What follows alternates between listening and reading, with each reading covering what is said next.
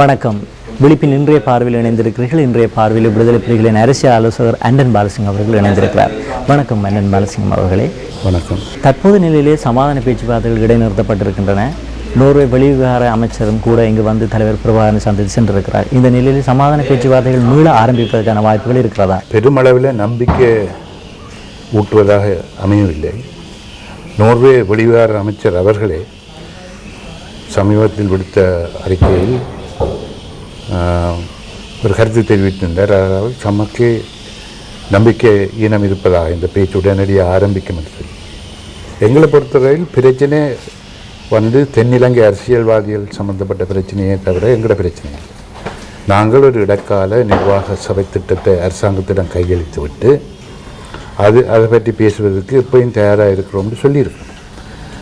ஆனால் அரசாங்கம் வந்து அது பற்றி பேச்சு எடுக்காமல் அதே ஒரு நிரந்தர தீர்வு திட்டத்தோடு இணைந்ததாக அமைய வேணும் என்று சொல்லி சில நிபந்தனைகளை போட்டுக்கொண்டு பேச்சை இழுத்தடிக்கிறது அரசாங்கமே தவிர விடுதலை புலிகள் அல்ல.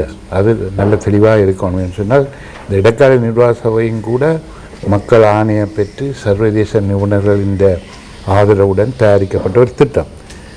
இதை அடிப்படையாக வச்சுக்கொண்டு பேசுகிறதுக்கு ஏன் நாங்கள் விரும்புகிறோம் என்று சொன்னால் மக்களின் அடிப்படை மனிதாபிமான பிரச்சனைகள் ஏராளம் இருக்கின்றன. இதற்கு உடனடியான நிவாரணம் வேணும். இதை வச்சுக்கொண்டு நிரந்தர தீர்வு பற்றி பேச வேறும் என்று சொன்னால் நாங்கள் அதை ஏற்கவில்லை என்று சொன்னால் இப்போ கடந்த 50 வருஷமாக நிரந்தர தீர்வு பற்றி தான் பேசியிருக்கிறோம். எத்தனையோ ஒப்பந்தங்கள் செய்திருக்கிறோம். நாங்கள் மாத்திரமில்லை, எங்களுக்கு முந்தைய தலைமைகள் என்று சொல்லி பல தடவைகள் பல தலைமுறைகள் பேச்சுவார்த்தைகளை நடத்தி ஒப்பந்தங்கள் செய்து ஏமாற்றப்பட்ட ஒரு வரலாறு தான் இருக்குது. நாங்கள் வந்து மீண்டும் இந்த வரலாற்றுக்களை சிக்கப்பட்டு ஈடுபட விரும்பவில்லை. இடைக்கால நிர்வாக சபையின் அடிப்படையில் பேச வேண்டும் என்று நீங்கள் கூறுகிறீர்கள். ஆனால் அரசாங்கம் அதற்கு பேச தயங்குகிறது. இவ்வாறான ஒரு சூழலிலே சமாதான பேச்சுவார்த்தைகள் மீள ஆரம்பிக்க தயங்குகின்ற ஒரு சூழலிலே மக்களது நிலை என்ன? அதாவது இந்த பேச்சுவார்த்தை தடைப்பட்டு இழுபறிப்படுறதால வந்து மக்களின் அபிவிருத்தி பிரச்சனைகள் பின்பற்றப்படுது என்று எங்களுக்கு நன்றாக தெரியும். அதை நாங்கள் விரும்பவில்லை.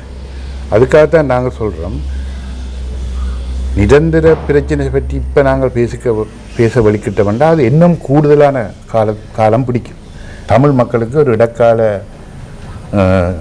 நிர்வாக அமைப்பை கட்டி எழுப்பி உலக நாடுகள் வாக்குறுதி அளித்த நிதியை உடனடியாக அந்த கட்டமைப்பு மூலமாக எங்கிற மக்களுக்கு கிடைக்க செய்து அவை இந்த அன்றாட பிரச்சனைகள் தீர்க்கணும்.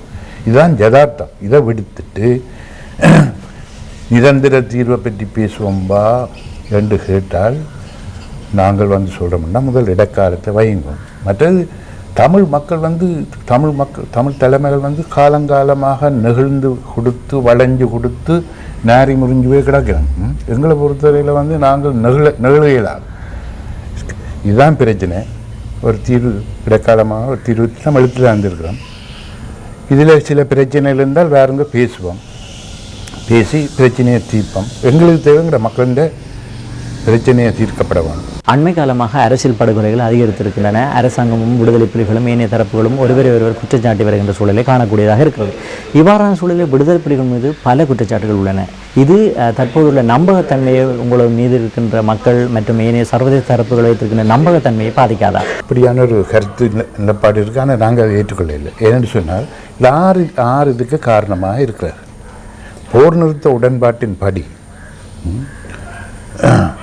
அதாவது ஆயுத குழுக்கள் அனைத்தும் நிராயுத பாணியலாக்கப்பட்டு வடகிழக்கிலிருந்து அப்புறப்படுத்தப்பட வேண்டும் என்றது தான் நிபந்தனை.